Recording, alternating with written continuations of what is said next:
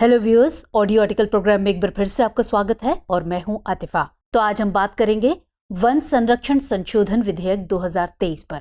यह article the Hindu में प्रकाशित खबर green washing on amendments and the forest conservation amendment bill 2023 के सारांश पर आधारित है। इसमें टीम दृष्टि के इनपुट्स भी शामिल है। साथ ही ये सामान्य अध्ययन प्रश्न पत्र 3 के पर्यावरण खंड से जुड़ा हुआ है। तो चलिए आर्टिकल की शुरुआत करते हैं।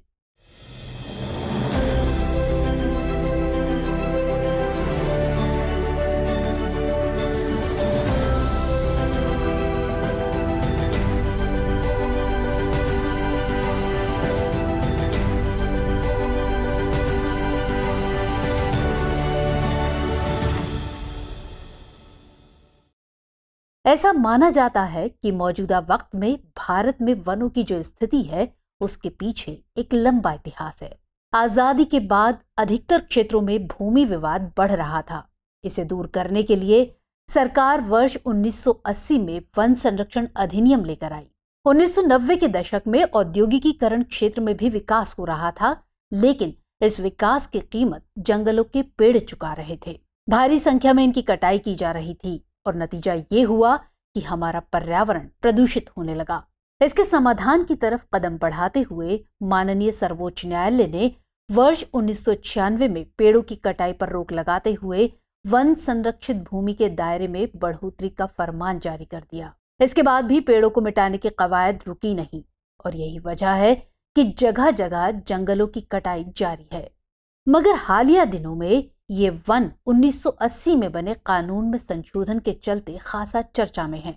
दरअसल पिछले दिनों बजट सत्र में पर्यावरण, वन और जलवायु परिवर्तन मंत्री भूपेंद्र यादव द्वारा लोकसभा में वन संरक्षण संशोधन विधेयक पेश किया गया था और इसके बाद इसे राज्यसभा में पेश करने की बजाय संसद की संयुक्त समिति को भेज दिया गया और यहीं से ये विधेयक विवाद का विषय बना हुआ है।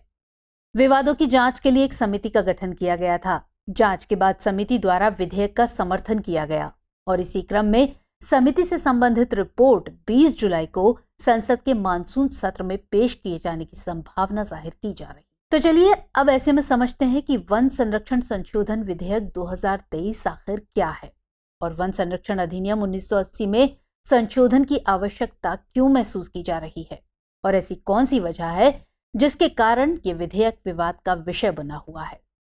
तो ऐसे ही अन्य और तमाम सवालों को इस आर्टिकल में हम समझने की कोशिश करेंगे। चलिए सबसे पहले समझते हैं कि सरकार को वन कानून में संशोधन की आवश्यकता आखिर क्यों पड़ी। गौरतलब है कि यह विधेयक वन संरक्षण अधिनियम 1980 के अपेक्षित सुधारों की तर्ज पर लाया गया है। इसमें प्रस्तावित संशोधन के लिए मौजूद विवादों को खारिज करते हुए इस समिति द्वारा संशोधन का समर्थन किया गया है। आपको बता दें कि इस विधेयक में संशोधन का मुख्य उद्देश्य वन संरक्षण अधिनियम में स्पष्टता लाना और कुछ श्रेणियों की वन भूमि को कानूनी संरक्षण से छूट देना है। संशोधन के लिहाज से देखें तो इस विधेयक में 2 प्रकार की भूमि को शामिल किया गया है।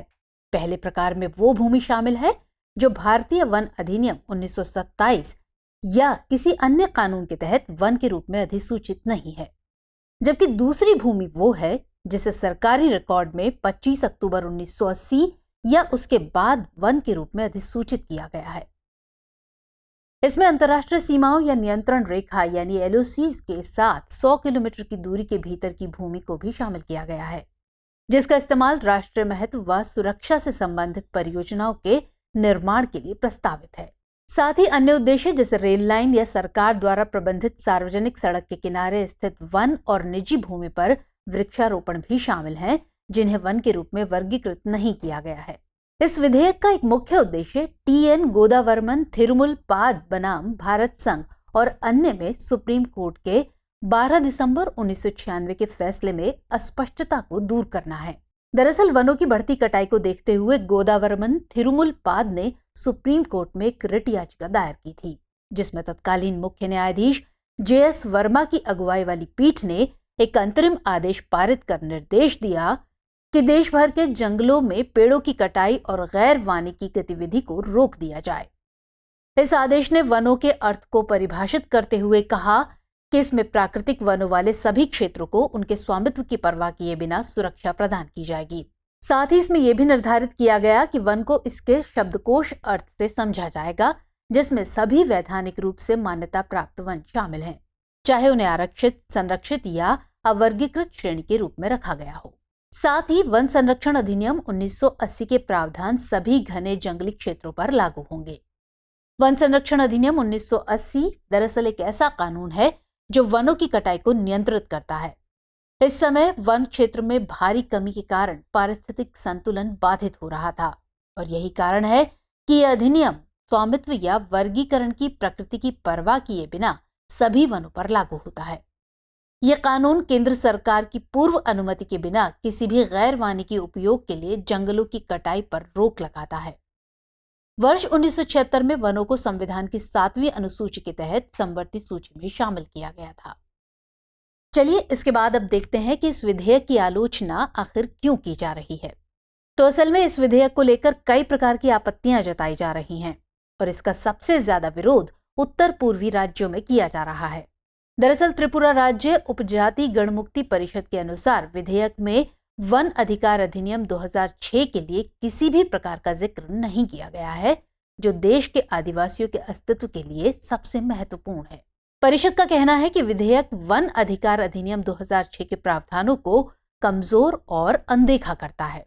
जैसा कि हम जानते हैं कि आदिवासियों का आवास स्थल जंगलों में ही होता है और समय समय पर हो रहे अनेक प्रकार के विकासात्मक कार्यों के चलते इन्हें अपनी जगह से स्थापित होना पड़ा है, तो इसके बदले में उन्हें किसी प्रकार का मुआवजा भी नहीं दिया जाता है। वहीं लोगों का दावा है कि विधेयक गोदावरमन मामले के फैसले को भी कमजोर करता है। दरअसल अधिनियम के अनुसार फैसले में जो भूमि जंगल के रूप में दर्ज नहीं है, न्यायालय ने उन क्षेत्रों के लिए भी सुरक्षा प्रदान करने की बात कही थी। वहीं पर्यावरण मंत्रालय ने इस बात का खंडन करते हुए तर्क दिया कि विधेयक के प्रावधान वन संरक्षण के लिए आरक्षित क्षेत्र पर ही लागू किए जाएंगे। वहीं इसके आलोचकों का कहना है कि इसमें प्रस्तावित कोई अन्य उद्देश्य जैसे शब्द पारिस्थितिकी तंत्र को नुकसान पहुंचाने वाली गतिविधियों हेतु उपयोग किया जा सकता है। साथ ही ये भी तर्क दिया जा रहा है कि विधेयक में वृक्षारोपण को बढ़ावा देने का उद्देश्य भारतीय वनों के लिए एक महत्वपूर्ण खतरा है, क्योंकि इससे प्राकृतिक पारिस्थितिकी तंत्र को नुकसान तो होता ही है, साथ ही मृदा की गुणवत्ता भी प्रभावित होती है।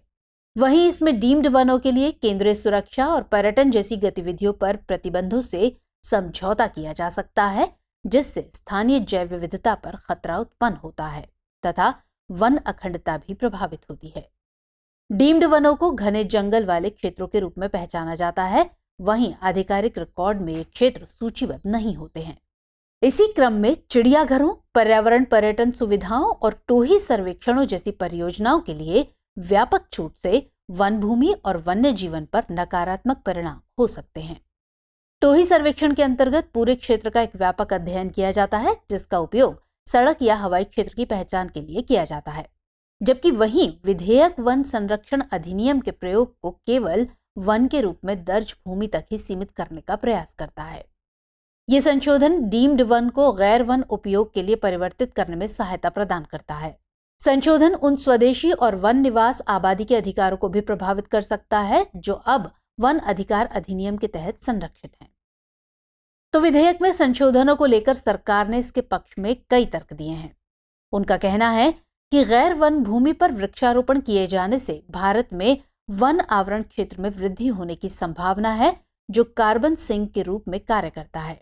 वहीं वन आवरण से तात्पर्य 1 हेक्टेयर से अधिक आकार की भूमि से है, जिसमें वृक्ष क्षेत्र घनत्व 10% से अधिक होता है। इसके साथ ही ये विधेयक भारत में वर्ष 2070 तक कार्बन के 0 उत्सर्जन के लक्ष्य को हासिल करने में भी मददगार साबित हो सकता है। सरकार का कहना है कि इन सभी लक्ष्यों को प्राप्त करने में कहीं न कहीं मौजूदा कानून असफल साबित हो रहा था। ये विधेयक विकास परियोजनाओं के लिए हस्तांतरित वन भूमि के बदले प्रतिपूरक वनीकरण के लिए डेवलपर्स को भूमि उपलब्ध कराएगा। आपको बता दें कि यहाँ प्रतिपूरक वनीकरण का अर्थ आधुनिकीकरण तथा विकास के लिए काटे गए वनों के स्थान पर नए वनों को लगाने से है। इस विधेयक का सबसे बड़ा फायदा ये है कि इसमें पंजीकृत और अपंजीकृत वनों की सटीक पहचान की जा सकती है। इसमें इस बात को भी स्पष्ट किया गया है कि अधिनियम का दायरा कहां तक फैला हुआ है। साथ ही संशोधन से राष्ट्रीय सुरक्षा बुनियादी ढांचे के मजबूत होने की भी संभावना है। वहीं इसके द्वारा वन निवास समुदायों के लिए आजीविका के अवसर को बढ़ावा देने की भी बात कही गई है। चलिए अब नजर डालते हैं आगे की राह पर। इस विधेयक के मद्देनजर इस बात पर अधिक जोर देने की आवश्यकता है कि कानून बनने के बाद इसका प्रयोग व्यावसायिक उद्देश्यों की बजाय प्राकृतिक वन को पुनर्जीवित करने में किया जाए, ताकि कार्बन भंडार के लक्ष्य को आसानी से प्राप्त किया जा सके। साथ ही वर्तमान स्थिति को देखते हुए किसी भी प्रकार के कानून के निर्माण में वैज्ञानिक शोध को आधार बनाकर निर्णय लिया जाना अत्यंत महत्वपूर्ण है, जिससे इस कानून से पड़ने वाले नकारात्मक प्रभावों का आसानी से समाधान निकाला जा सके। तो चलिए अब नोट कर लेते हैं आज का सवाल। वन संरक्षण संशोधन विधेयक 2023 के विवाद में होने के क्या कारण हैं? इस विधेयक के सकारात्मक और नकारात्मक पक्षों की चर्चा कीजिए। तो व्यूअर्स, आज के एपिसोड में इतना ही। ये एपिसोड आपको कैसा लगा कमेंट सेक्शन में जरूर बताइएगा। मिलेंगे अगले कार्यक्रम में किसी और खास विषय के साथ। तब तक के लिए जय हिंद।